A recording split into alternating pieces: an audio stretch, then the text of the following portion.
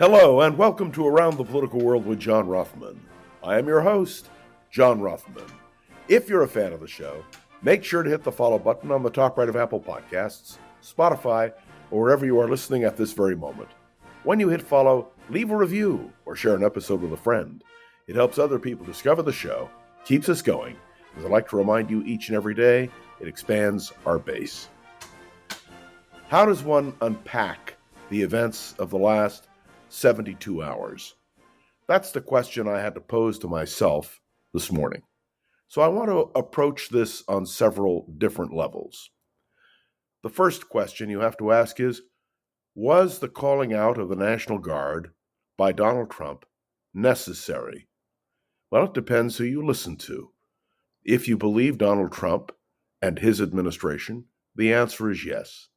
If you believe Gavin Newsom, the governor of California, and Mayor Bass of Los Angeles, the answer is no. And certainly the Los Angeles Police Department felt it could contain any violence without the need for federal assistance. 2.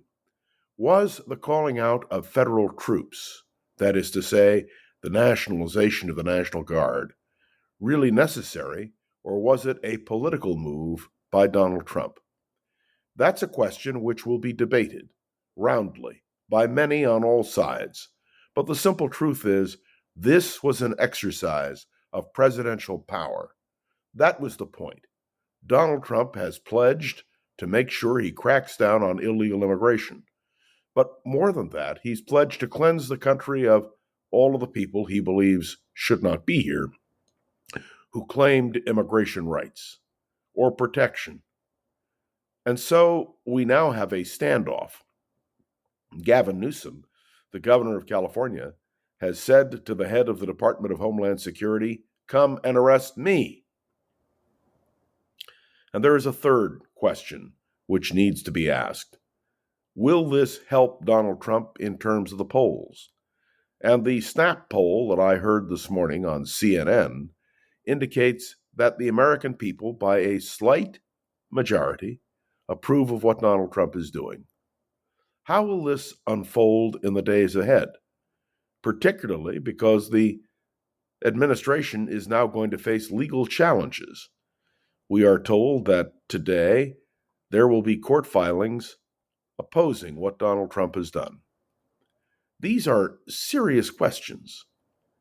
What is the power of a president? How far can a president go?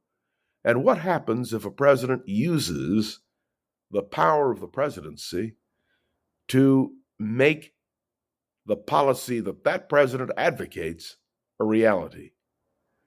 These are serious issues. And by the way, this does not just affect California. It'll affect the entire nation, depending upon how these court cases go. And all of us will be watching and waiting.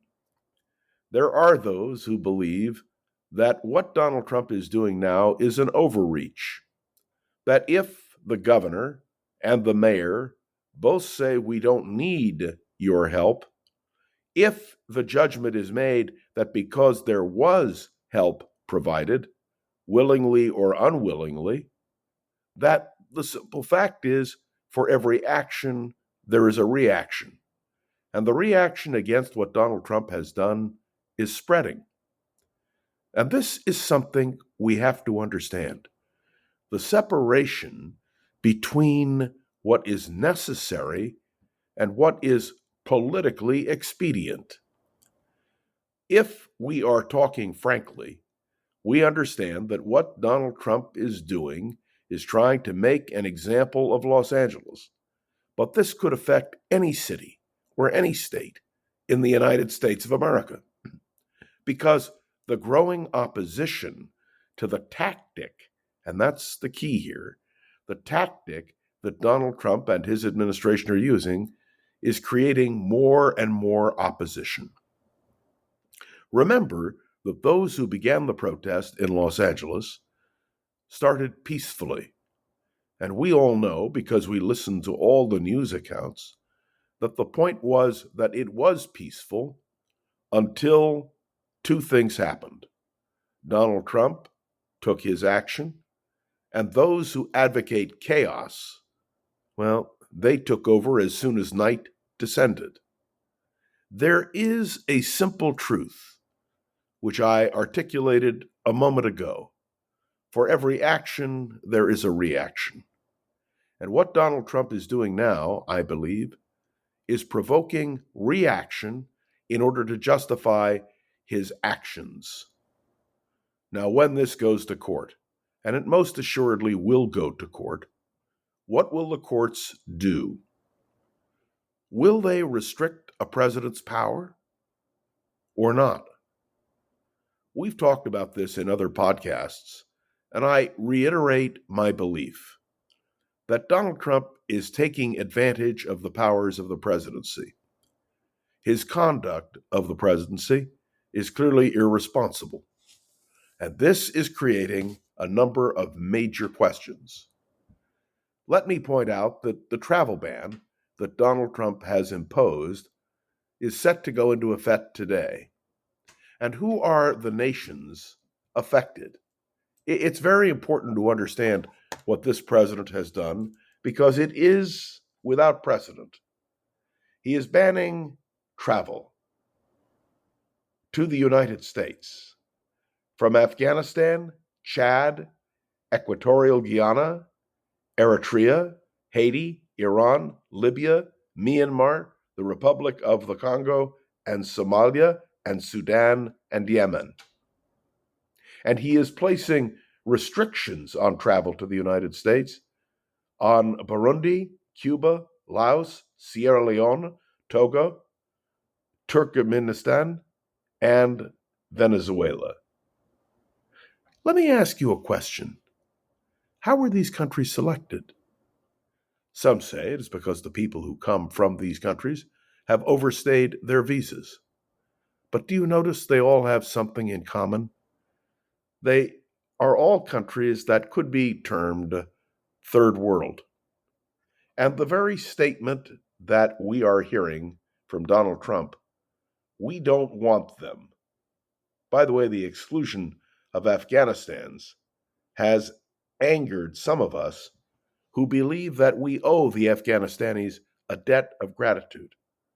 And there are people working to make sure they are not trapped and made victim by the Taliban.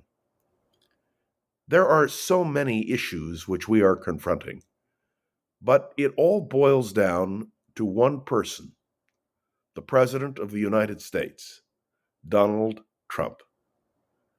And some could argue, and I will argue, that it is Donald Trump who is provoking this response. I said earlier in this podcast, for every action, there is a reaction. Well, we're seeing it now.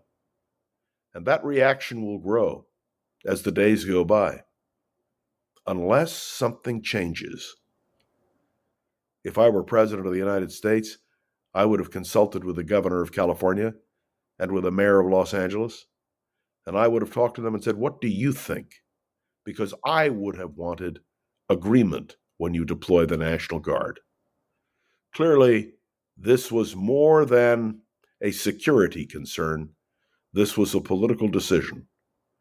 And for a President of the United States, who is already, in my judgment, pushing the bounds of the Constitution, well, there are a lot of similarities to authoritarian regimes, and there is a real fear spreading across the land.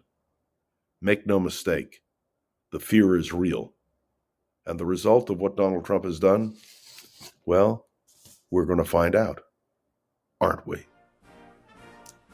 Thanks for tuning into another episode of Around the Political World with John Rothman. I am John Rothman. Make sure to follow along and let me know your thoughts on the show by leaving a review on Apple Podcasts and sharing an episode with a friend or colleague so we can continue to grow and expand. And of course, you can interact with me on Facebook, LinkedIn, and of course by emailing me, and many of you do. And a special word of appreciation today to Gogo Zoger, who is the producer of this podcast. Thank you, Gogo, for everything you do.